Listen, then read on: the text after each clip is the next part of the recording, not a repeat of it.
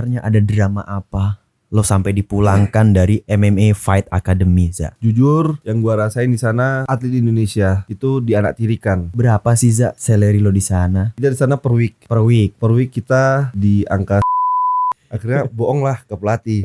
Gue pengen banget ngerasain main kayak di Holy Wings atau di Beyond. Jujur gue kesel juga nonton Yunus kemarin. Kalau berani Yunus kayak gituin gue di ring. Kan tadi 25 juz tuh. Boleh dong dikit, Za. A'udzu billahi minasyaitonir rajim. Fabi ayyi ala'i rabbikuma tukadziban. Rabbul masyriqaini wa rabbul maghribain.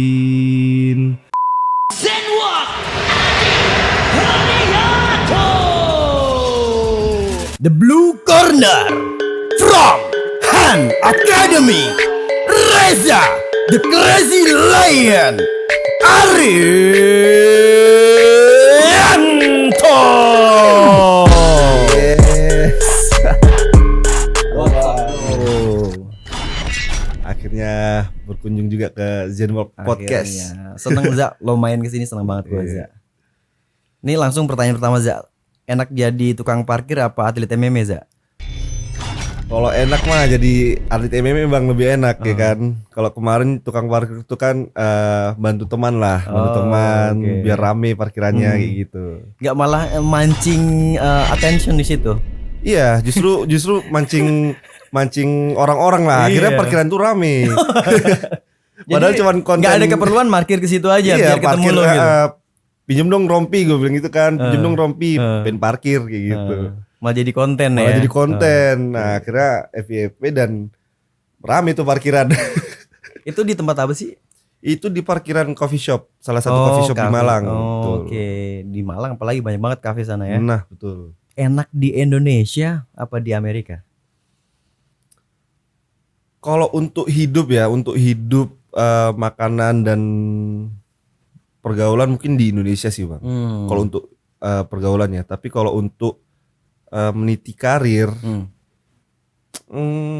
ada plus minus lah kalau di US. Kok bisa gitu, Ja?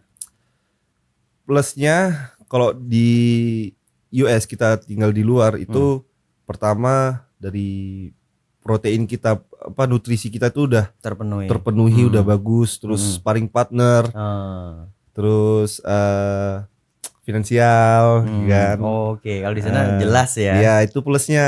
Kalau di itu kalau minusnya silakan. Kalau minusnya ini yang gue rasakan sendiri bang ya, yang gue rasakan di training camp di sana, kan kita di mix tuh, ada yang dari England, ada yang dari Italia, semua kan, kita di mix. Yang gue rasakan atlet Indonesia itu terlalu dianaktirikan, dipandang sebelah mata. Nggak tahu mungkin karena Asia mungkin karena atau apa kurang paham, cuman yang gua rasakan kayak gitu.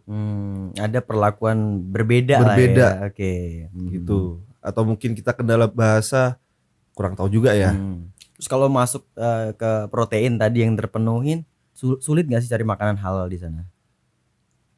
Untuk nyari makanan halal di sana itu mudah sebenarnya bang, karena kita ada di sana ada supermarket besar gitu kan. Kayak misalnya Walmart kayak gitu, itu udah jual daging ayam, jual daging sapi itu udah ada label halalnya nggak? Nah itu nggak ada. Itu yang penting hewan-hewan yang boleh kita makan gitu ya kalau di luar ya. Ya iya sih, kalau kita olah sendiri sih. Nyari yang benar-benar sesuai syariat kayak penyembelihannya bener tuh pasti sulit. Susah ya betul. Iya. Terus sebenarnya tuh ada drama apa sih, Za? Kan kemarin gue kaget sebenarnya ngelihat postingan lo yang terakhir tuh. Kan gue denger lo mau fight. Iya. Kok postingnya nggak jadi? Wah, itu kenapa, Za? Aduh, itu berat, itu sedih itu kalau diceritakan bang. Jadi sedih, Za? Sedih lah ini. Kita pending dulu, karena sedih kita pending dulu. Jadi kita hold dulu. Kalau gitu gue mau flashback dulu ke belakang. Dari 2019. Awal lo meniti karir di Pro MMA Fighter. Di Pro MMA Fight. Iya. Oke. Itu kenapa lo bisa fight di sana gitu? Di 2019 itu gue baru ini 2019 awal tepatnya itu audisi One Pride. Ikut audisi dulu ya. Audisi dulu. Kirain ada jalur khusus. Bukan. Enggak ada. Tetap audisi ya. Tetap audisi itu 323 orang kalau nggak salah. Itu pecah rekornya audisi One Pride. Terame saat itu. Di kota mana? Di Jakarta sini. Di Jakarta. Mana tuh ya? Di punyanya kampusnya Pak Ardi itu di mana? Oh, di Kuningan ya? Iya, betul. Oke. Kita audisi di situ 323 orang. Gue berangkat sama temen gue. Jadi berdua kita. Berangkat dari mana? Dari Malang. Dari Malang. Itu ya alhamdulillahnya dari 323 orang itu gue kepilih grade A. Widih. Grade A itu grade A itu cuma 10. Grade A itu cuma 10. Cuma 10. Sama dulu gua. Jadi ya? Pertama kali audisi One Pride itu yang grade A cuma 10. Salah satunya gua. Sama kita berarti. Grade A za. Grade A. Oke. Dari 323 gue inget banget tuh. Ingat gak lo waktu itu kan ada sparringnya, sesi sparring Iya. Ketemu siapa lo? Ada anak ini Golden Camp. Siapa namanya? Depannya R, Reno apa Rena gitu. Pokoknya R lah. R gitu. Dari Rudy Golden Boy berarti. Iya, dari Oke. Rudy. Nah, ini kan lo nggak mungkin serta merta tiba-tiba ikut audisi dong. Tuh. Lo pasti punya basic dong. Pasti. Basic lo apa, Za? Basic gua Muay Thai. Muay Thai. Itu dari 2015 awal. 2015 awal. Ya, 2015 gua niti karir di Muay Thai amatir. Habis itu gue pindah ke tinju, ke boxing. Boxing lumayan lama tuh. Berarti pertama bela diri lo tuh Muay Thai. Muay Thai. Pertama kali kenal bela diri Muay Thai. Betul. Pertama kali. Terus gue pindah ke tinju. Itu di Muay Thai ya tahu sendiri kan kita fight sehari bisa 2 kali. Oke, karena amatir jadi turnamen sistemnya ya. Betul, turnamen. Itu lo fight antar camp apa mewakili kota, mewakili provinsi atau apa tuh? Pertama antar camp dulu. Akhirnya diambil sama kota. Di kota sama kota diambil, akhirnya mewakili Jawa Timur. Nah, setelah mewakili Jawa Timur, pas itu gua gagal ini prapon karena nggak bisa nurunin berat. Karena susah banget pas itu nurunin berat dari 72 ke 65. Akhirnya gue keluarlah dari Puslada Muay Thai Jawa Timur. Oh, jadi lo sempat masuk jadi tim Plada Jawa Timur. Betul. Oke. Itu 2018 gue keluar. Nah, 2018 tuh gue belajar gulat sama Brazilian Jiu-Jitsu. Nah, setelah itu menurut gue udah buat sangu ke MMA ini udah mateng. Lumayan mateng lah, walaupun itu space waktu yang singkat gitu kan. Dari 2015 tadi ke 19. Ke 19 itu singkat banget kan. Apalagi singkat baru belajar Brazilian Jiu-Jitsu dan wrestlingnya itu 2018. 2019 audisi. Nah, jadi space waktunya sempit. Ya alhamdulillahnya dikasih jalan lolos itu 2019 awal. Jadi lo bisa kenal Muay Thai itu dari mana sih? Nah, kalau bisa kenal Muay Thai itu dari adik gue bang, adik sepupu. Nah, adik sepupu gue ngajakin buat ikut yuk Muay Thai, biar di foto Instagram biar keren. Ini lo gitu. masih SMA apa SMP nih di 2015? Masuk. Soalnya lo ini masih muda banget nih, anak umurnya baru 23 udah go internasional lo, udah ke US, keren banget lo. Buat Reza, salut gue. Dan gue pertama kali lihat dia itu di One Pride MMA disebutin umurnya 19 tahun. Gila. Pas dia reprise 19 tahun. Gue umur 23 gue baru start itu. Baru mulai pro pertama kali MMA itu 23. Umur gue sekarang berarti? Iya, umur sekarang. Masih panjang banget. Gila. Oke, kebalik lagi ke tadi Za, Muay Thai Za. Muay Thai ya udah gue ikut nih adik latihan Muay Thai kan buat member, pas tuh member. Ya udah private member pro MMA fighter yang udah berangkat ke US startnya dari member loh. Dari member. Jadi buat para member jangan kecil hati. Dari member loh ini. Dari member. Terus dilihat sama pelatih kayaknya nih anak ada bakat gitu. Ada potensi kan. lah. Ada potensi nih. Diikutin lah tanding. diikutin tanding, debut pertama kali tuh tanding Muay Thai di ada salah satu mall di Malang. Gue tandingnya kacau bang, KO, sini pecah. Lu KO. Kena elbow. Pertama kali debut tanding. Dari situ gue nggak berhenti tapi malah wah pengen latihan lagi, pengen improve lagi. Kenapa begitu? Kan lo kalah, harusnya kan lo udahlah. Ini bukan jalan gua kayaknya. Kan ada beberapa orang yang begitu. Iya, ada. Kenapa lu malah sebaliknya, malah terpicu, tertantang, terpacu? Gue orangnya nggak terimaan bang. Dulu dendam. Dendam. Ini orang ngalahin gue nih. Next, lu bakal gue kalahin kayak gitu. Ya udah, akhirnya gue latihan lebih keras lagi. Akhirnya nggak ketemu nih anak pindah ke tinju, pindah ke cabur tinju. Lo kejar? Gue pindah kota bang. Gue pindah kota ke Jember. Sedendam itu pindah kota ke Jember. Akhirnya memang, ketemu lah itu. Biasanya tuh fight pertama kali tuh membekas banget bang. Memorinya tuh memorable banget gitu. Iya.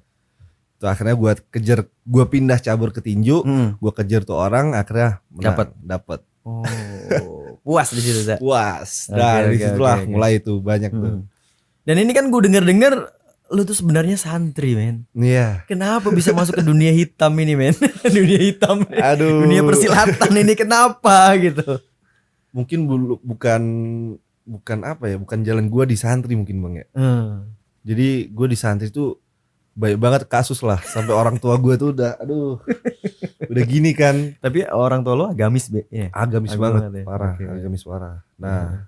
Gue melenceng lah ini ibaratnya kan dari kemauan orang tua gue yang pinginnya gue jadi ustadz. Ternyata gue jadi Reza pengennya orang tua jadi ustadz. Gue melenceng. Tapi gue nggak mau nyanyain beloknya gue gitu bang. Gue harus bikin orang tua bangga. Nah, akhirnya walaupun pas itu tanding aja sempet tuh debut pertama itu bang yang Muay Thai, HP gue disita sama orang tua. Gara-gara nggak boleh ikut tanding. Jadi gue mau ngontek pelatih di mana, mau ngontek pelatih di mana, teman-teman di mana nggak tahu. Tapi tetap nekat berangkat gitu. Jadi kalau mungkin di umur-umur lo dulu semakin dilarang seperti semakin disuruh. Iya. Jadi itu mungkin motivasinya mungkin bang ya. Masih umur berapa tuh waktu itu? Itu umur lo ya, SMA 15, SMP? 15 itu masih 15 tuh SMA kali. Lo pesantrennya SMA apa SMP? Dari SMP. SMP udah pesantren. Dari SMP. 6 tahun bang. 6 tahun pesantren. Berarti berapa juz hafal? Ya pas tuh pokoknya kurang 5 juz udah hatam lah. Wih. Hafiz berarti lo 25 juz? 25 dulu. Wih, Masya Allah. Amr gue bilang. Masya Allah. Wih, 25 juz. Soalnya kan 6 tahun bang mondok. Sedangkan teman gue aja 3 tahun udah katam 30 juz apal di luar kepala. Gitu. Keren loh. Berarti bisa jadi imam nih. Kalau imam kalau di rumah sering imamin di masjid kayak gitu. Kadang disuruh sama ibu-ibu kayak gitu. Oke, gue enggak expect lo 25 juz. Masya Allah. Keren. Gitu. Terus lo tahu nggak konsekuensinya kalau seorang hafiz itu lupa hafalannya? Iya sih. Serem kan? Kalau tahu bang. Serem kan? Kalau tahu. Iya kayak gitu lah bang. Serem. Makanya ya, yang penting kalau kata orang tua gue bang, ya udah jalanin aja hidup kayak gini. Cuman yang penting satu, jangan tinggalin sholat udah. Jangan tinggalin sholat. Ya. Yang wajib-wajib tetap lakuin. Keren. Tapi kan kalau menurut pendapat gue pribadi Zai, maksudnya kalau kita syiar, maksudnya kalau berdakwah kan nggak semata-mata kita di atas mimbar. Betul. Harus jadi ustadz kan nggak juga. Buktinya Khabib, Muhammad Ali, berapa orang mengenal Islam gara-gara mereka. Berapa mualaf gara-gara mereka. Betul. Ya, mungkin kan? Pandangan orang tua gue kayak Khabib mungkin bang ya ntar ya. Oke dia sekarang bisa. Gara-gara ada Khabib jadi lo direstuin. Oh ternyata. Mungkin. Iya. Terus gimana akhirnya sampai orang tua lo ngerestuin lo gitu? Gue buktiin apa yang bikin mereka setuju akhirnya? Akhirnya setuju itu pas 2019 itu yang debut ini Pro MMA di One Pride. Gue menang TKO ronde pertama, ground and pound. Nah itu kan siaran tunda kan. Jadi Akhirnya pas gue pulang, gue mukanya masih bersih. Akhirnya seminggu disiarin sama TV One. Nah itu udah tuh orang tua ngelihat kan, wah ini anak punya potensi. Dari situ langsung bang, bener-bener gue dibeliin glove. Yang gue pas tuh beli glove tuh 300.000. Itu nabungnya itu berapa bulan gitu, baru bisa beli glove yang 300.000 itu, kayak gitu. Ini dibeliin langsung. Ini beliin tuh, dibeliin, terus suplemen dibeliin, terus pagi-pagi bangunin suruh jogging. Wah. Berarti sebenarnya orang tua lu juga paham betul kebutuhan atlet itu apa ya? Iya bang, mereka ternyata ya mungkin gengsi apa gimana ya, diam-diam mereka kayak searching atlet MMA itu latihannya, pola latihannya seperti apa, kayak gitu ternyata. Bahaya apa enggak? Bahaya pasti. Pasti. Kalau bahaya pasti. Iya. Dan gue nih penasaran juga, Zak. Lo tuh senakal apa sih waktu di santri itu? Yang lo bilang tadi, wah gue nakal banget nih gitu. Senakal apa lo di santri? Kok di pesantren itu kan pasti punya peraturan-peraturan ya kan, peraturan-peraturan yang tidak boleh dilanggar, seperti keluar dari pondok, terus main warnet, kayak gitu-gitulah. Pacaran. Nah, gue itu semua yang dilarang gue lakuin. Makanya orang tua gue langsung gini, aduh. Tapi lo sampai hafal 25 juz itu, wih, pencapaian yang luar biasa itu. Keren itu. Oke. Jadi kayak lebih spesifik kenakalan apa aja? Lebih spesifik tadi kan terlalu itu tuh. Iya, spesifiknya mungkin kenakalannya. Pernah ngapain gitu. Ini kalau pesantren pernah pukul siapakah gitu? Pukul ustadz pas tuh. Pukul ustadz. Maksudnya bukan ustadz yang besar emang ya. Ustadz yang apa? Kayak yang pengasuh lah. Pengasuh. Jadi kalau di pesantren ada istilah-istilah pengasuh. Iya, jadi dulu ada Liga Santri. Oh, Liga Santri. Ngapain tuh Liga Santrinya tuh? Sepak bola. Oke. Final pas tuh. Tim gua lawan tim pengasuh. Nah, pengasuh ini emang nggak suka sama gue nih bang. Gue juga nggak suka sama dia nih. Nah, akhirnya disitulah di lapangan tanah itu terjadilah perkelahian seperti itu. Gitu sih. Jadi momen sepak bola itu jadi pelampiasan gitu. Dan untuk ke depannya akhirnya gue sama si pengasuh ini kurang akrab dan sempet mau cekcok juga. Akhirnya udahlah, orang tua gue udah cabut aja kayak gitu. Tapi gue nggak yakin cuman itu doang nakal lu. Maksudnya yang paling nakal itu pasti nggak yakin gue. Pasti banyak. Aduh, banyak kok bang, banyak. Nggak yakin gue. Oke, kita balik ke One Pride MMA. Oke. Nah, kan tadi lo dari Muay Thai, kenapa nggak lanjut di Muay Thai aja lo? Maksudnya di dunia Muay, ini kan kita tahu di Muay Thai itu kan ada jenjangnya juga kan, ada jenjang karirnya juga. Kenapa lo lebih gue mau MMA aja deh gitu? Waktu itu apa yang ada dalam pikiran lo? Kenapa lo cenderung ke MMA? Kenapa gue cenderung ke MMA saat itu karena One Pride tuh lagi naik nama bang. Situ. Saat tahun segitu ya, One Pride lagi naik nama dan gue pengen megang sabuk. Tiba-tiba aja bang, gue pengen terkenal dari One Pride nih. Nggak tahu kenapa kayak One Pride ini bakal buat gue terkenal, bakal buat gue besar. Masa depan gitu. Kayaknya gue masa kedua gue di situ tuh. Nah gitu. Kayak gitu bang, nggak tahu pandangan. Kesempatan situ. Iya lagi nonton di YouTube gitu, tiba-tiba. Siapa yang lo tonton waktu itu? Pertama kali, gue ngefans banget sama Paulu Mihi. Paulu Mihi. Dulu Paulu Mihi. Setelah itu JK Saragi. Itu sih keren orang itu kalau fight dan kalau Paul kita tahu sendiri kan kayak entertainnya dia, panggilannya The Gatsby Man, Gatsby. Jadi dia selalu klimis gitu kan, orangnya cool. Jadi gue ngefans lah dulu sama dia. Terus akhirnya kenapa MMA aja deh itu? Tadi lo yakin lo punya masa depan di MMA itu ya? Gue yakin. Emang kalau sudut pandang lo di Muay Thai seperti apa di Indonesia ini? Kalau di Muay Thai, yang lo alami waktu itu ya? Yang gue alami pas itu ya. Untuk ke jenjang karirnya kompetisinya kurang konsisten menurut gue. Yang lo lihat konsisten komit nih One Pride MMA nih gitu. Iya, per bulan ada, per bulan lanjut terus kan, konsisten dia. Sedangkan di Muay Thai kita tanding tuh jarang-jarang bang. Mungkin anak Muay Thai ini tanding kebanyakan di K1, di kickboxing. Kalau di Jawa Timur, gue kan tinggal di Jawa Timur kan. Jadi kebanyakan mereka tandingnya malah di kickboxing gitu. Jadi nggak pure Muay Thai. Gitu. Nah di One Pride ini tadi lo menang bersih di pertama. Iya. Dan di situ lo direstuin orang tua, disupport segala-galanya. Terus panggilan lagi berikutnya tuh. Waktu itu di One Pride tuh pertama kali lawan siapa lo? Masih kan nggak? Pertama kali lawan Houlihan Gultom. Dari Medan. Dari Medan. Lo menang di ronde pertama. Tanpa kena pukulan sama sekali. Bersih lah. Bersih. Oke. Berikutnya itu tanding kedua. Itu ketemu saudara dulu dia di camp Han Academy. Cuman dia pindah. Akhirnya ketemulah kita. Saudara apa ya?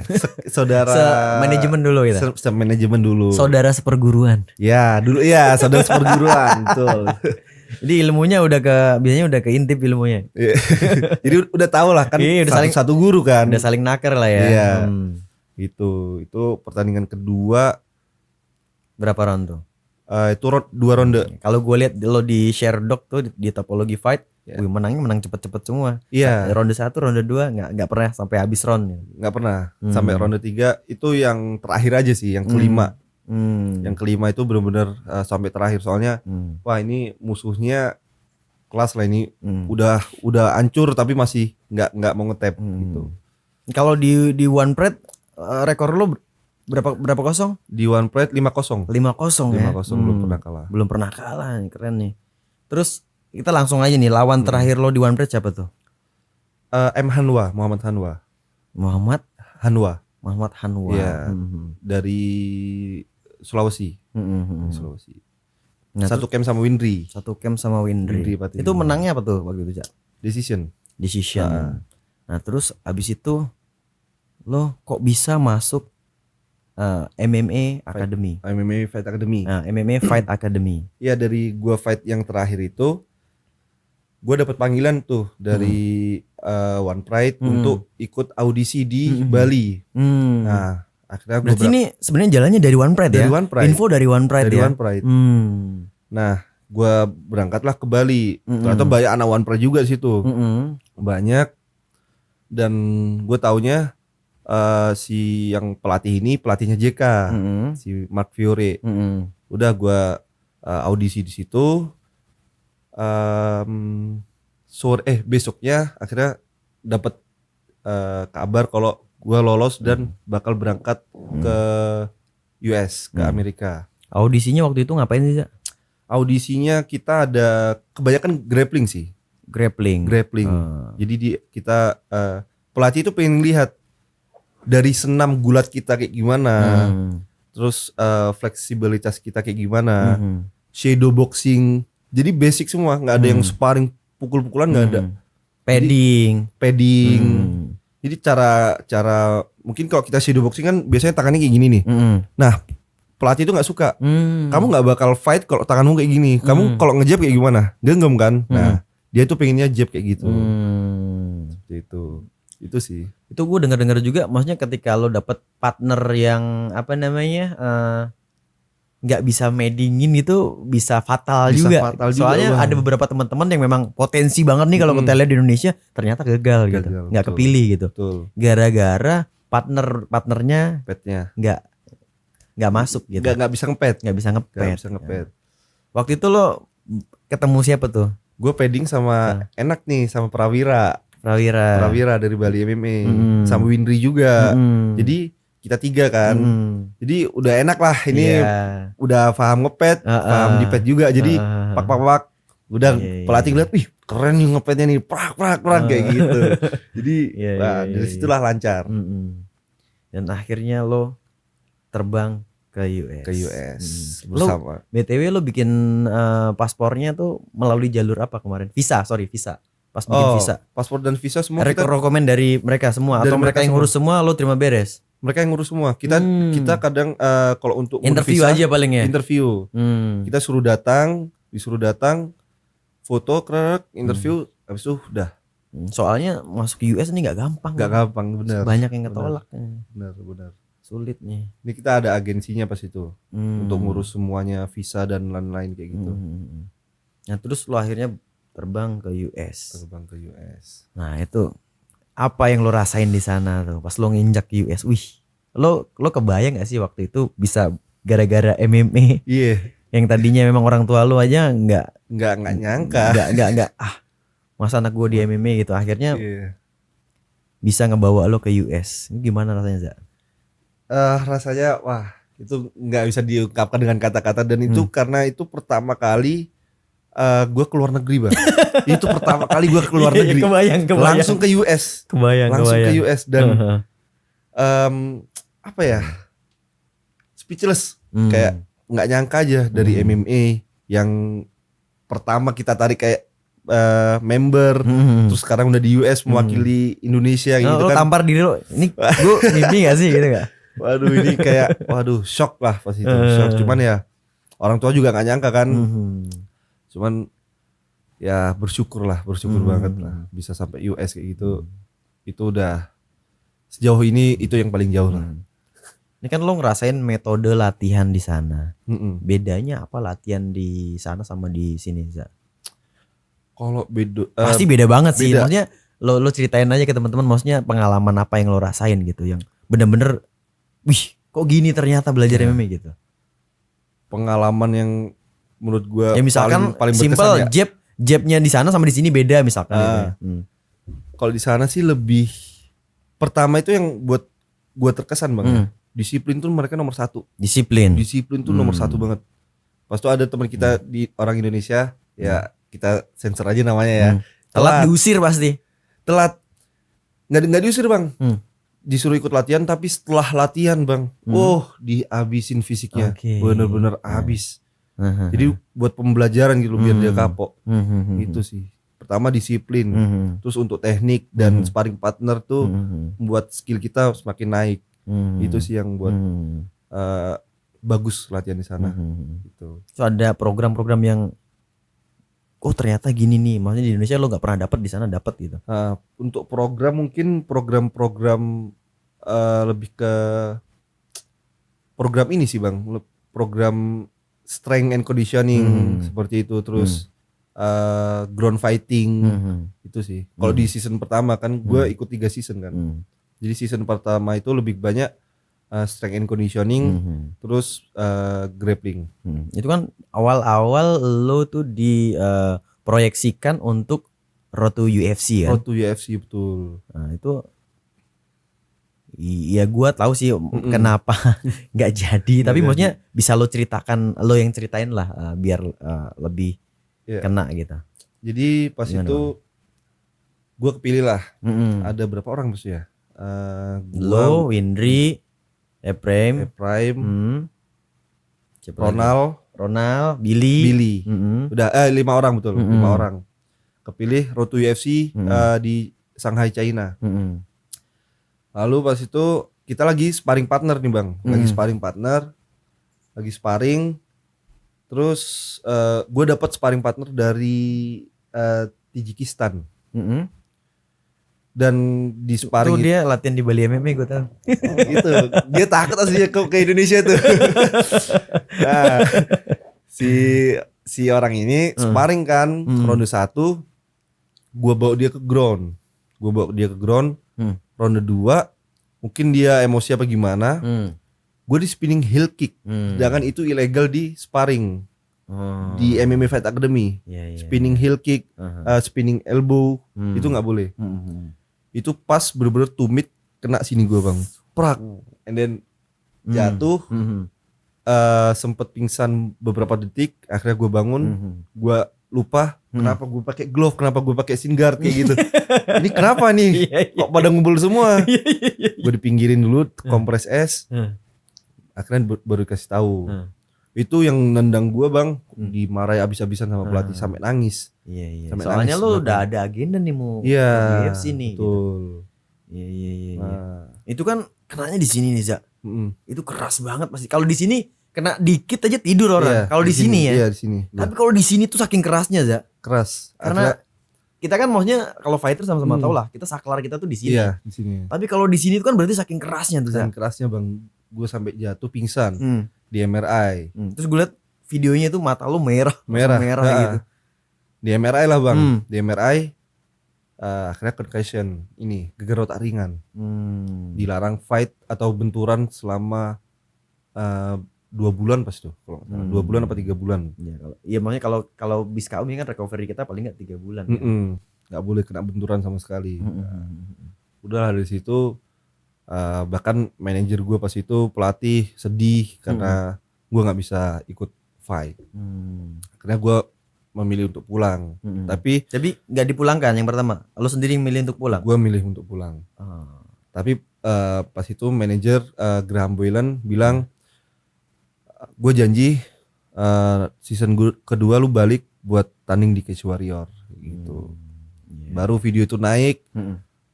Yang nendang gue bang, bangun pagi udah 1000 pesan katanya. Hate comment semua dari netizen Indonesia. Itu yang ditakutin dari Indonesia itu. Bahkan pelatih gue bang, manajer gue kena juga. Bilang lah stupid bos lagi nih. Aduh mereka ini ngeri emang netizen Indonesia di kacau. Itulah power of netizen Indonesia plus 62 nih. Oke, terus akhirnya lo balik. Gue balik ke Indo buat recovery. Itu sempat berapa bulan berarti lo di sana waktu itu? Itu hampir 3 bulan. Hampir 3 bulan. Udah berubah tuh pasti badan lo, gaya lo, pasti style lo udah berubah semua itu. Pokoknya kita dikasih sana training camp maksimal 3 bulan bang. Karena visa turis kan. Jadi per 3 bulan balik atau keluar kota, keluar negeri dulu buat balik lagi ke US kayak gitu. Iya. Itu sih. Terus lo balik sempat berapa bulan di rumah lo? Di rumah itu sempet lumayan lama itu bang. Lama ya. 2 bulanan. Yang jadi tukang parkir itu. Jadi tukang parkir itu akhirnya kan jauh-jauh ke US. Habis KO dia gagal otak ringan jadi tukang parkir nih. Terus gue akhirnya minjem lah jaket parkirnya temen gue kan, minjem dong. buat konten. Rame ternyata. Jadi ini buat para petarung MMA kalau habis KO tenang, bisa jadi tukang parkir. Betul. Rame itu nanti. Oke. Terus akhirnya lo dapet nafas segar tuh, lo dipanggil kembali. Iya, di season 2. Menurut seneng gua banget pas itu. Seneng banget bang. Gua kira kayaknya udah 1 season aja nih. Abis itu abis. Ternyata masih ada season kedua. Wah, gua nggak mau nyanyain season kedua ini. Gua bener-bener prepare sebelum berangkat itu gua prepare. Yang season 1 sebelum berangkat, gua nggak ada prepare bang. Yang kali ini gua prepare. Jadi pas nyampe karena masih jet lag, jadi kita dikasih kayak rest berapa hari. Habis itu langsung gas lagi. Gas latihan di season 2 itu. Akhirnya gue sangat-sangat pede bang buat fight. Sangat-sangat pede. Nah kesalahannya bang, jadi kita kayak gue, Ronald E Prime di Indonesia itu rekornya udah besar. Udah 5-0, 7-0, 6-0 itu udah besar. Otomatis kalau kita udah go internasional, promotor bakal nyariin lawan yang rekornya sama lah. Sama. Tapi samanya di Indonesia, sama di luar itu berbeda. Gue 5-0. Di sana oke, pronya misalkan 1, tapi amatirnya puluhan. Dan 1-0 misalnya 1-0 itu, aduh, kalau udah di luar negeri itu petarungnya udah ciamik bang. Mateng banget bang. Dia soalnya di amaturnya. Amaturnya lama, betul. Udah mateng. Lah kita baru langsung tiba-tiba pro kayak gua. Suruh 12 tahun udah pro. Gitu. Kaget bang ketemu musuh. Waduh. Itu sih kacau itu. Yang latihan paling berat di sana tuh apa sih? Ada namanya itu program dari pelatih beach training. Jadi sampai lo ampun enggak sial bang. Oh, jadwalnya ini nih. Ini Stair of Death. Tangga kematian. Itu latihannya ini apa sih? Pemadam kebakaran US. Jadi ada berapa itu ya? Ada lebih dari 500 anak tangga. 500 anak tangga, kita 50 kali naik turun PP. 1 2. Itu harus waktu sekian ini enggak? Pokoknya harus 50 selesai. Dan terserah mau berapa lama waktu nyelesainya. Dan misalnya kita udah turun, udah naik, turun 1. Di bawah 3 pilihan. Push up, sit up, atau squat. Itu 15 kali juga. 15 kali. Terus naik lagi. Itu bang, gue udah naik nih, set, udah ke berapa itu ya? Baru ke 15, muntah, gue sama Sormin, gue muntah, udah gak kuat kan, coach, enough, lari lagi, lari bang, itu lari, kan ada tangganya, ada pegangannya, si Sormin megang sambil gitu, tapi sambil jalan, sambil naik ke atas, wah itu gue udah gak kuat bang, akhirnya bohong lah ke pelatih, gue baru 30, bilang dah 50. I'm done coach. 50 coach. Ternyata kan itu full kamera bang ya. Direkam. Sama pelatih dilihat bang. Paling dikit. Wah ini bohong nih anak. Besok disikat lagi. 50 tambah yang kemarin. Aduh kacau bang itu 70 bang. Ini masalah ini kan kayak reality show gitu ya. Iya betul. Jadi kamera di mana-mana. Bang. Gak bisa culas-culasan itu gak bisa. Waduh itu sampai baru culture kita biasanya bohong-bohong sama pelatih. Bohong betul kan. Bohong-bohong sama pelatih kan. Gue bilang 30 udah selesai lah ini. Gue bilang ternyata pelatih sedetail itu pelatihnya yang bang ngecek. Di data sama mereka kan. Reza set cuma 30 nih anak. Udah kena situ. Besoknya secara update lagi 50 tambah 30. Muntah terus bang. Gak berhenti. Itu pagi sore masih latihan lagi. Itu yang paling lo takutin ya. Iya, nah, terus yang paling menyenangkan pas momen apa tuh sana? Paling menyenangkan yang ditunggu-tunggu lah, yang fighter seneng nih pas waktu itu. Yang fighter seneng nih ya. Karaoke bareng. Di sana nggak ada sih bang. Nggak ada. Di sana mungkin kayak tour ke stadion American football, terus tour ke pertandingan ini, pertandingan itu. Jadi itu sih yang kita tunggu-tunggu biasanya. Turnya ya. Turnya itu, jalan-jalannya itu. Iya. Selebihnya ya namanya latihan pasti sakit lah. Gitu. Nah ini akhirnya lo masuk ke fight pertama lo di US. Waktu itu di mana lokasinya? Fightnya di Newcastle ya? UK. Oke. Gimana tuh? Lawan mana? Lawan negara mana? Itu lawan Prancis.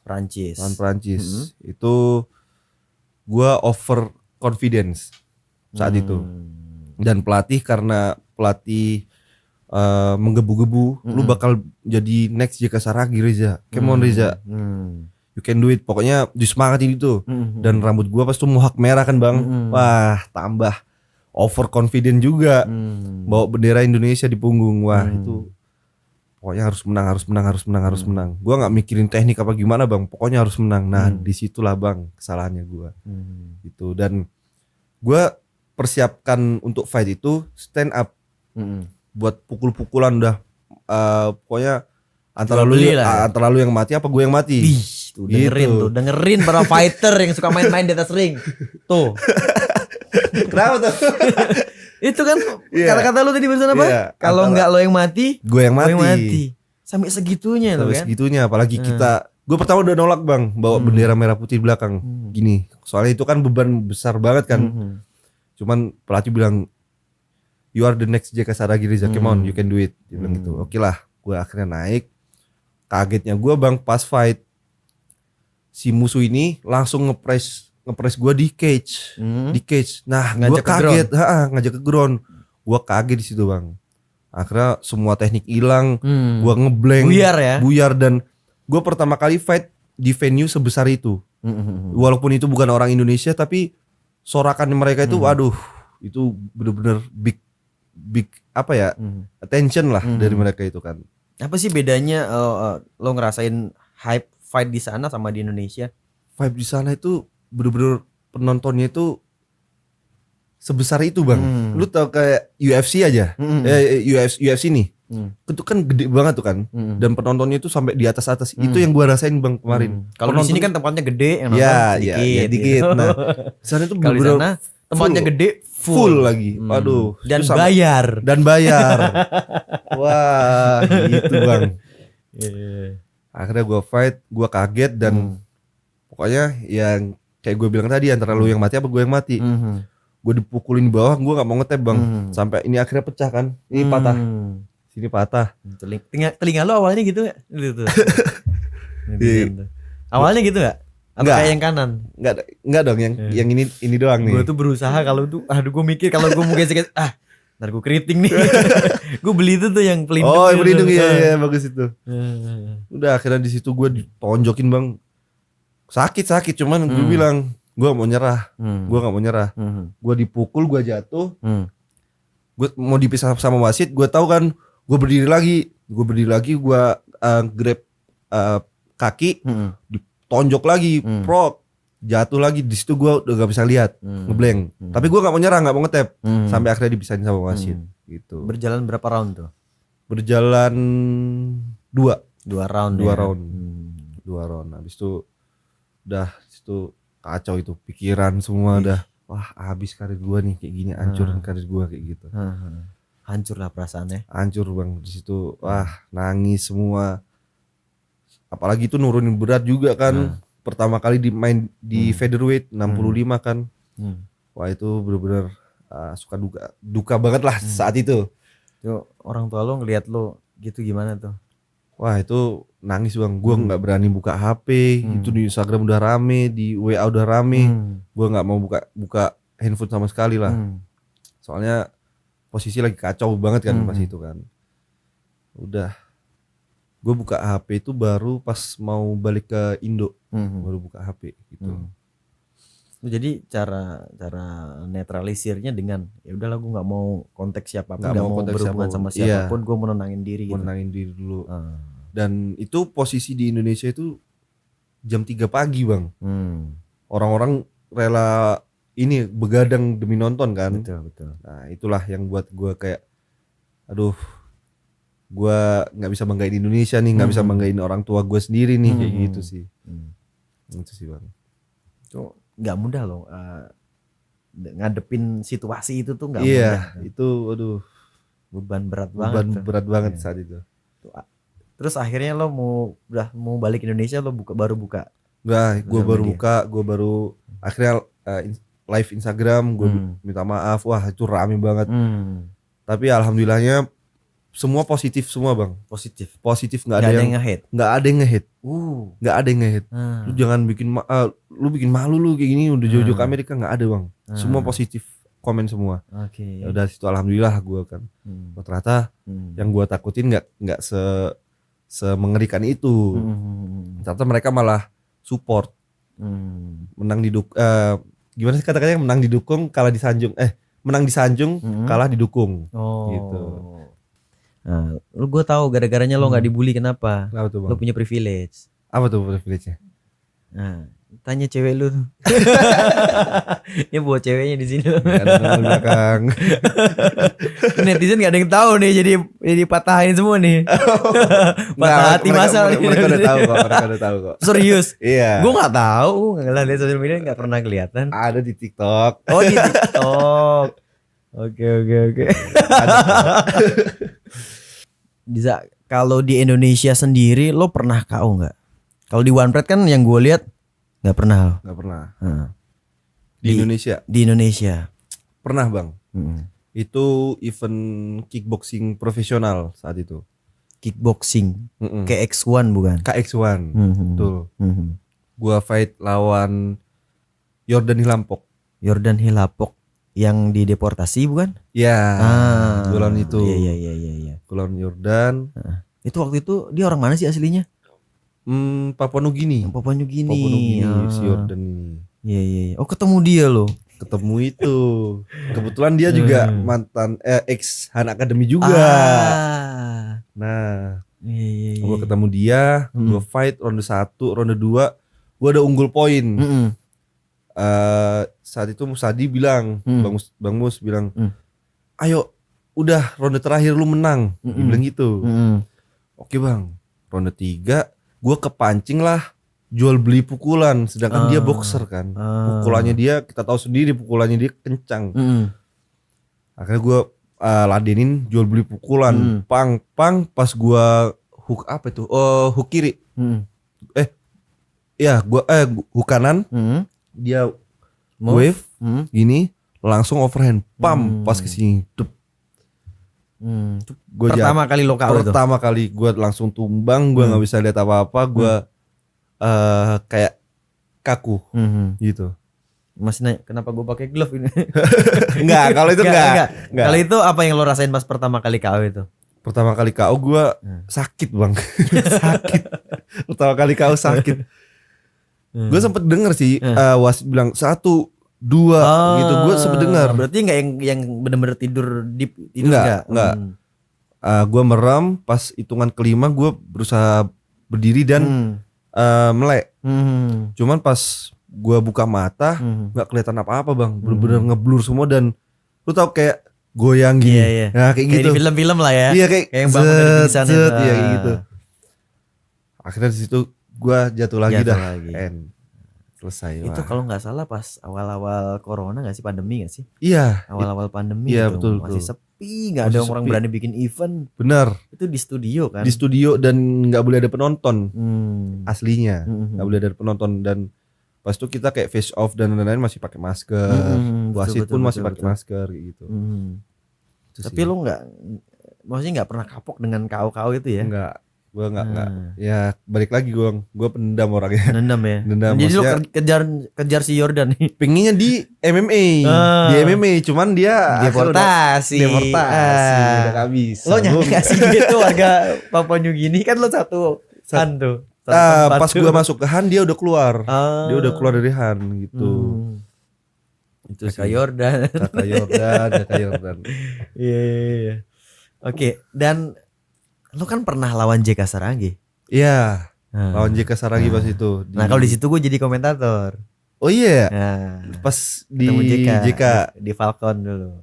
Oh iya benar. Di tengah. Iya benar di Falcon. Itu 5 ronde. 5 ronde ya. Iya.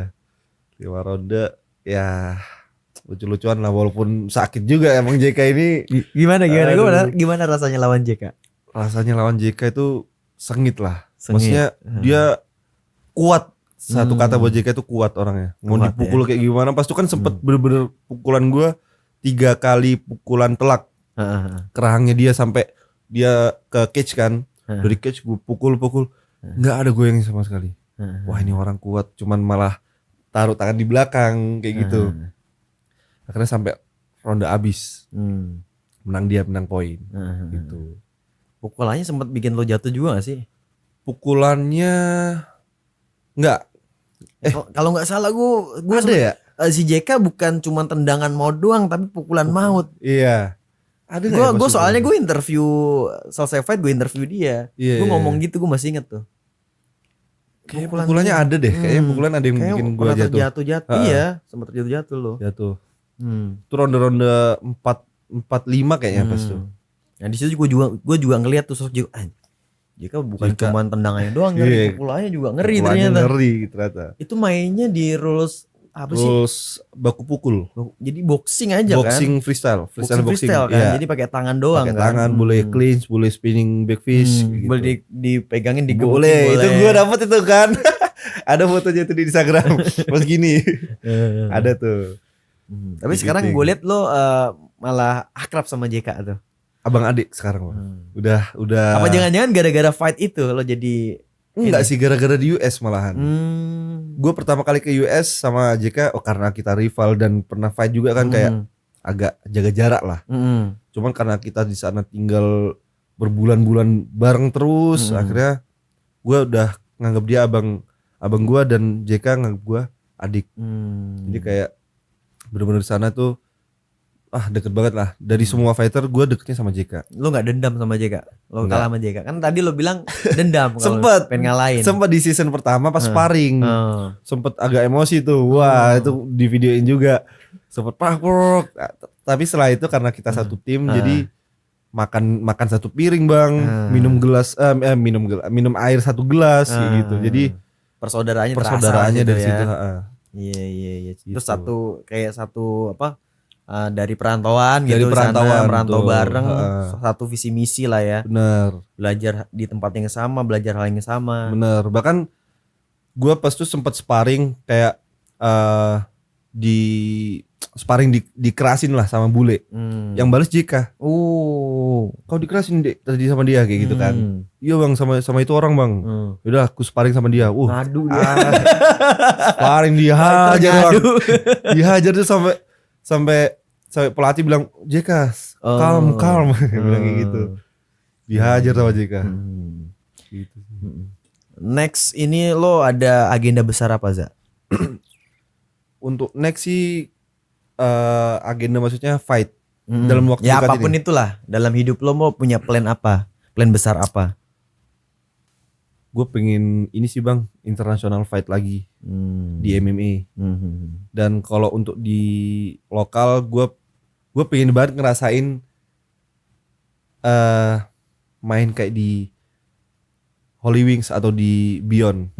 Karena gue jujur gue kesel juga kayak nonton kayak Yunus kemarin terus siapa ya. Masalahnya itu kan ya lu tahu sendiri kan bang, kita hidup dari dunia fight, ring atau oktagon itu bener-bener hidup dan mati kita dari situ. Betul, gitu kan. Betul. Ketika lo lihat ring dipergunakan itu seperti melecehkan. Itu gua anggapnya sebuah pelecehan. Karena itu menurut lo itu tempat yang sakral gitu ya. Coba kalau berani Yunus kayak gituin gua di ring. Oke. Jadi lo punya pandangan itulah ya. Iya. Ketika ngelihat di mana ring atau oktagon tempat kita benar-benar menaruh harapan, menaruh masa depan kita di situ, kita hidup dan berjuang di situ. Terus ngelihat drama-drama komedi dipertontonkan di situ tuh agak bertentangan dengan hati nurani ya. Bener. Ya, kita kalau lihat banyak orang meninggal gitu men. Bener. Banyak orang bener-bener serahkan hidup dan Iya. berapa fighter Indonesia yang meninggal di atas ring? Banyak. Kan di dunia apalagi. Iya, makanya itu gue pengen kalau bisa gue fight di situ, gue tunjukin lah gini lo cara berantem, gini lo cara fight gitu. Iya. Walaupun gue masih. Tapi masalahnya di Indonesia yang dimakan yang seperti itu gimana, Za? Yang ditonton seperti itu, Za? Drama di luar ring it's okay. Atau trash talk di luar ring nggak apa-apa. Mau lu sampai lempar kursi lah itu nggak apa-apa. Tapi kalau udah di atas ring, lu harus respect, lu harus hormatin yang namanya ring itu. Tempat lu bertanding. Soalnya lu bisa kapanpun, anytime kamu bisa mati di situ. Benar. Harus benar-benar persiapkan untuk fight di situ ya. Latihannya pun juga seminggu 2 minggu latihan fight. Mungkin bayarannya ada kalah, Za. Gue belum nanya Yunus nih berapa nih. Ya ngomong bayar nih. Gue jadi penasaran lagi, balik lagi ke US tadi. Oke. Kalau boleh tahu berapa sih, Za, salary lo di sana? Untuk kita di sana per week. Per week. Per week kita di angka 10 juta. Wow. Itu latihan doang tuh. Latihan doang 10 juta. Itu udah dijamin makan, tempat tinggal. Iya. Waduh. Kendaraan dan lain-lain. 10 juta per minggu. Lalu kalau misalnya kita menang, bayarannya beda lagi tuh. Ada per bulannya. Ditambahin per bulannya? Iya. Kalau menang di fight. Oke. Kalau menang kita ditambahin. Jadi per week itu on season. On season. Kalau kita off season udah di Indonesia, per weeknya diputus, masuknya per bulan, per month. Per month itu di angka 60. 60 juta, 30 juta per bulan. 30 juta per bulan itu di off season. Jadi kalau kita misalnya, jadi lo nggak ngapa-ngapain pun juga udah 30. Digaji. Oke. Gitu. Gitu sih. Berarti sekarang apa yang ada dalam otak lo nih, Za? Kan udah maksudnya terbuka nih, ternyata di luar negeri sana, come on, gue dihargain lo. Benar. Iya kan? Di sana atlet bener-bener sedihargain itu bang. Lu bener-bener bisa hidup dari cuman berlatih dan tanding, tanding gitu. Jadi bedanya gitu sih. Kalau di Indonesia, kalau lu nggak tanding, kalau lu bener-bener hidup dari pertandingan, nggak ada di samping pertandingan, mustahil bisa hidup sih. Kalau bener-bener dari pure pertandingan ya. Tapi ya kan kita tahu sendiri kalau di Indonesia kan kita tanding tapi kita juga ngajar. Nah itu kan samping-sampingan buat apa ya? nyambung lah. Betul Kak. Biar tetap dapur ngepul. Ya betul. Betul. Nah kalau di sana kita nggak perlu itu, kita latihan, kita dibayar. Yang penting kita fokus latihan, habis itu untuk tanding. Berarti Gitu. kesimpulannya kalau lo di sana, ya itu bisa jadi buat future lo. Bener. Bisa jadi masa depan ini Banget. profesi ini gitu. Banget bang. Tapi kalau di Indonesia, Za, menurut lo gimana, Za? Di Indonesia Bisa nggak si profesi pro MMA fighter itu jadi mata pencaharian utama gitu? Atau kita fokus di situ aja bisa hidup kalau di Indonesia? tergantung orangnya bang. Tergantung orangnya. Mungkin bisa, tapi ada tapinya. Lu harus punya sponsor yang nge-backup latihan lu. Kita tahu sendiri lah bang, kita kan pro MMA fighter. Latihan misalnya kita training camp, itu berapa biaya yang udah kita keluarin untuk makanan, nutrisi dan lain-lain kan. Itu udah biaya besar lah. Betul. Kalau nggak ada sponsor atau siapapun yang support kita, itu berat. Iya. Jadi itu sih menurut gua. Berarti harus pinter-pinter kita nyari sponsor juga ya. Bener. Tergantung orangnya makanya kan. Gimana cara nyari sponsor, Za? Ini gue mewakili teman-teman fighter pasti, Za. Mereka bingung tuh, Za. Oke, mereka katakanlah fightnya bagus. Ya. Mereka menang-menang, cuman nggak pinter nyari sponsor tuh, Za. Gimana caranya dapat sponsor, Za? Lu harus pinter-pinter nge-branding diri lu sendiri gitu bang. Jadi gimana cara nge-brandingnya? Kita buat contoh siapa ya? Kita buat contoh Mas Wardi. Mas Wardi. Betul. Itu orangnya lucu, orangnya bikin konten kayak gitu tuh. Akhirnya menaikkan branding Nilai jual nilai jual untuk dirinya sendiri dan tanpa kita mencari sponsor yang datang akhirnya. Itu. Jadi harus melek sosial media maksudnya gitu ya. Betul. Sekarang kan udah ada sarananya. Sarananya udah banyak. TikTok, YouTube. Betul. Dari situlah kita harus memanfaatkan fasilitas-fasilitas yang sudah ada kayak ya TikTok, YouTube seperti itu. Itu sih. Jadi kalau memang kita fokus pure fight berat ya. Berat bang. Kalau nggak ada sponsor yang nge-backup kita dari belakang. Oke. Nah ini untuk para mungkin junior lu, para anak muda di sana yang pengen kayak Reza, gimana step awal yang harus dilakuin biar bisa kayak Reza? Step awalnya bang, pokoknya jalan aja terus, walaupun ada halangan, pokoknya jalan terus, tabrak semua. Amatir puas-puasin dulu di amatir, terus langsung lanjut ke pro, pokoknya semua terabas. Dan yakin sama satu tujuan, udah. Lu mau jadi apa? Lu misalnya mau jadi UFC fighter, lu harus kejar, lu harus bisa kejar itu sampai lu udah puas gitu. Oke, Za, ini berikutnya, Za. Gue mau minta pendapat lo, pandangan lo untuk perkembangan industri combat sport. Ya, untuk saat ini di mata lo seperti apa, Za? Kalau menurut gue bang ya, perkembangan combat sport di Indonesia itu sekarang lagi naik-naiknya sih, apalagi boxing itu lagi naik-naiknya.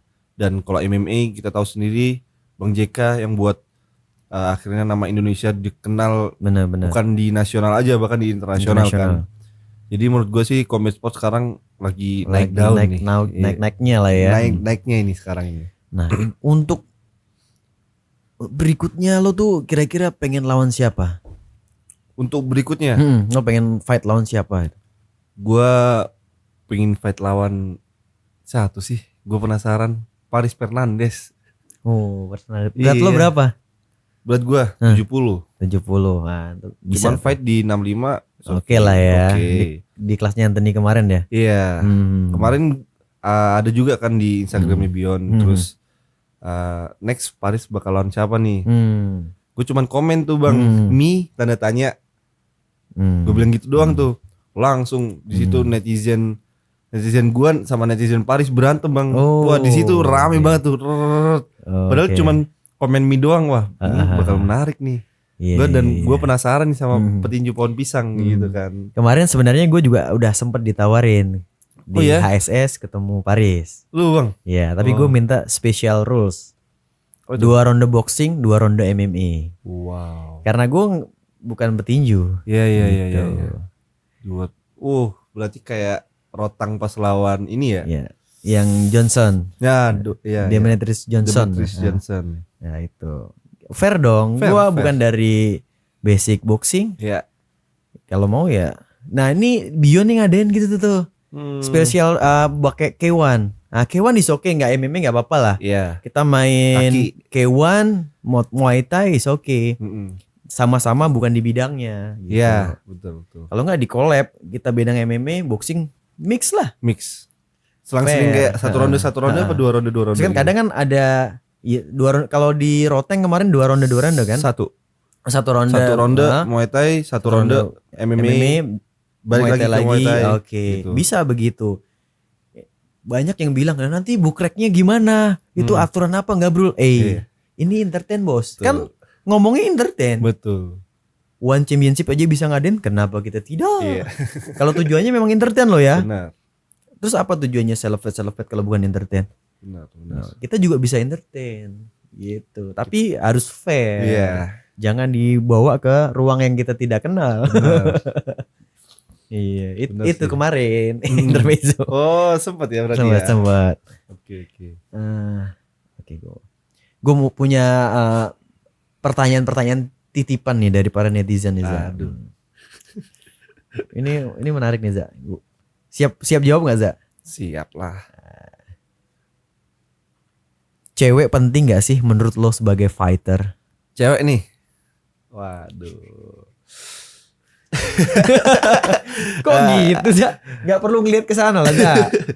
Cewek penting lah, Bang. Penting? Buat fighter penting banget. Karena tahu sendiri kan kita habis latihan capek, kita tuh perlu tempat buat ngeluarin keluh kesah kita saat latihan. Oh. Gitu. Jadi cewek cuma buat curhat doang. Ya bukan gitu juga sih, Bang. Bukan, maksudnya kayak itu udah sebuah kayak apa ya, habit seorang fighter. Datang dengan dengan ceweknya. Biasanya kita lihat jangan datang dengan cowoknya. itu bahaya itu. Kayak kalau abang lihat di sosial medianya UFC, Max Holloway misalnya turun gandeng ceweknya, terus Conor McGregor, terus Floyd Mayweather dengan dia menjual kayak semua baik cewek kayak gitu kan. Jadi itu menurut gua habit sih, udah sebuah habit seorang fighter. Jadi penting ya. penting. Oke. Sebagai fighter, Iya. gampang nggak sih lo ngedapetin cewek? Sebagai fighter Banget. banget. Banget. Privilege. Fighter. Gampang banget, Bang. Ada yang asem mukanya di sana. Ganteng, Gampang. ganteng lagi. Aduh. Kenapa gampang, Za? Gampangnya ini sesuai experience gua aja, Bang, ya. Oh, iyalah, semua orang kan Iya. experience-nya beda-beda. Iya. Heeh. Jadi yang gua dapetin gampang sih. Karena kita fight sini dia kayak penasaran kan, mungkin bagi mereka ini cewek-cewek nih dunia fighter tuh kayak gimana sih, atlet tuh kayak gimana. Nah, pandangan mereka kan atlet tuh wow, Maskulin. keren. Maskulin Iya, banget maskulin. lah. Nah, gitu kan, apalagi kita misalnya udah fight di TV nasional gitu kan, wah. Itu udah wow gitu loh bagi mereka. Jadi ya itu sih. Wow kah? Gitu. Oke. Berikutnya, apa yang lo butuhin dari cewek sebelum lo tanding? Waduh. Yang gue butuhin dari cewek sebelum bertanding, yang gue butuhin adalah support sih, Bang. Support. Support. Dalam bentuk apa, Za? Itu. Support. Kok muka Anda jadi merah? Aduh, panas sih aslinya sih, panas sih. Panas sih. Jadi support dalam bentuk Nggak dilarang-larang kalau latihan Iya. gitu kan, ditemenin kalau latihan. temenin. Ya support. Nah, Anda ini otaknya apa nih? Contoh inilah, Bang, misalnya kita tanding, udah dia tuh udah duduk di tempat penonton support kayak iya, gitu. iya, udah itu, siap dia nunggu. Ya itu menurut gue support paling besar kayak gitu sih. Dan gue belum pernah. Belum pernah. Makanya Belum pengen pernah. next sama ini. Oh, sama nanti ini. Ya kalau sama yang fight kemarin. Indonesia. Sama yang kemarin kan fightnya di luar. Oh. Maksudnya training campnya di luar gitu. Goals lo apa sih jadi fighter? Goals gue bang. Goals gue yang pertama itu pingin ngebahagiain orang tua. Itu gue udah sampein tadi di awal kan, gue pengen ngebahagiain orang tua karena menurut gue udah melenceng nih dari jalur yang orang tua gue kasih. Dan gue pengen proof, gue pengen buktikan kalau gue bisa gitu. Walaupun gue agak melenceng tapi gue bisa membanggakan orang tua. Dan gue pengen membantah kata-kata orang-orang yang lu jadi apa, jadi atlet. Lu mau lu nggak bakal bisa hidup dari atlet, dia bilang gitu kan. Gue mau membuktikan gue bisa hidup dari atlet, bahkan gue bisa ke luar negeri dari atlet. Gue bisa biaya hidup gue sendiri, nggak ngebebani orang keluar tua. Negeri langsung ke Amerika, gila. Gue bisa ngebiayain hidup gue sendiri tanpa membebani orang tua dari atlet. Itu sih. Dan itu udah gue lakuin sekarang. Berarti goals lo udah tercapai dong? Goals gue membahagiakan orang tua kan nggak ada habisnya bang. Oh, keren. Jadi goals gue itu bakal berlanjut terus. Santri banget. Santri banget. Gitu. Oke. Nah, sebelum kita closing nih Za, kita balik lagi ke awal tadi Za.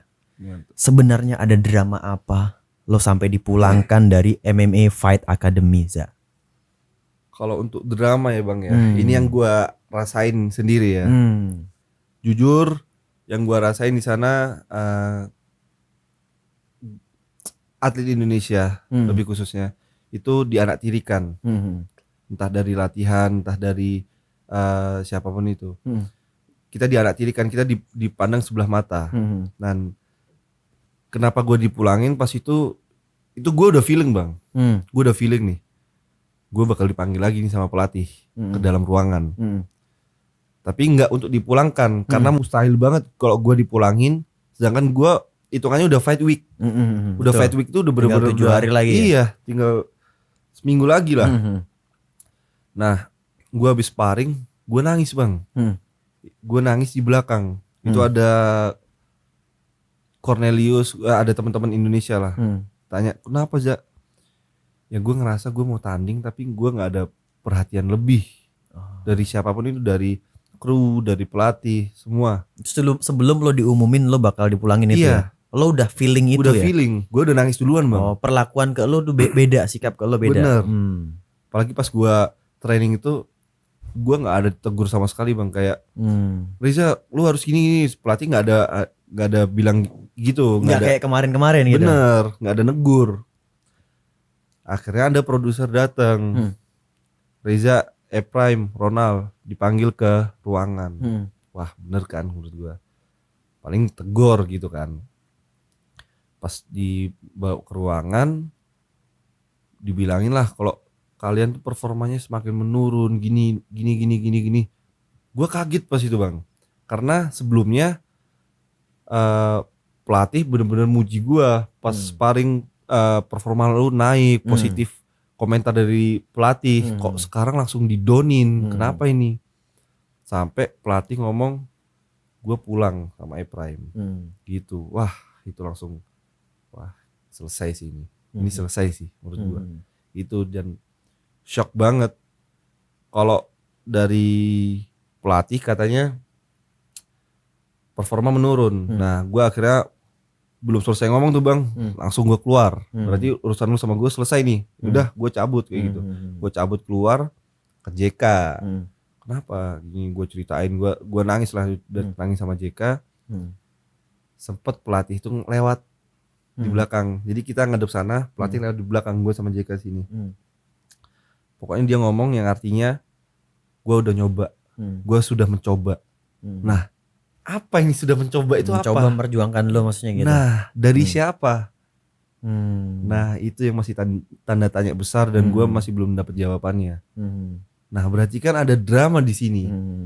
Nah itu gue sudah mencoba. Nah mencoba untuk apa nih? Si Ephraim pun mengalami hal yang sama seperti lo.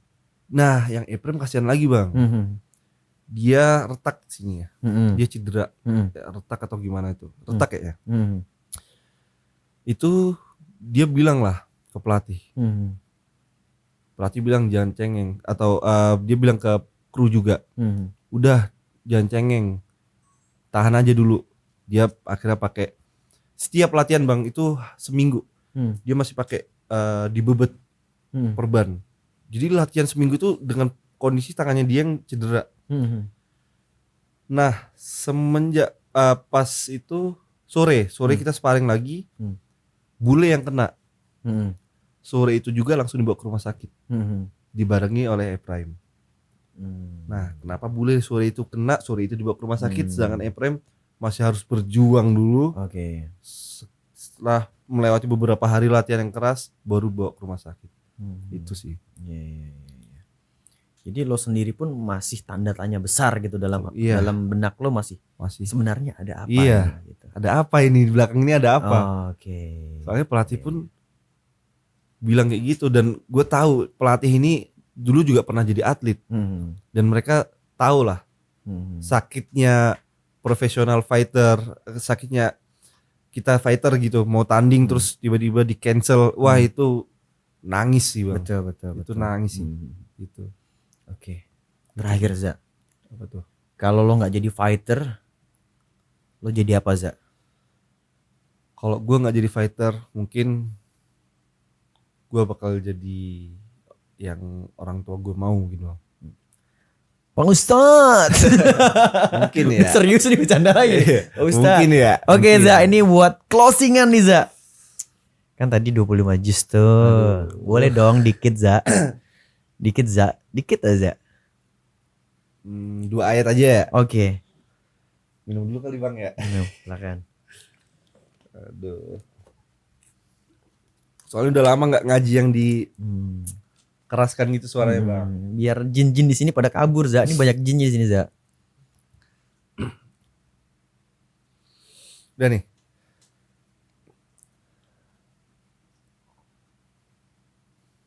Oke. A'udzu billahi minasy syaithanir rajim. Fabi ayyi ala'i rabbikuma tukadziban.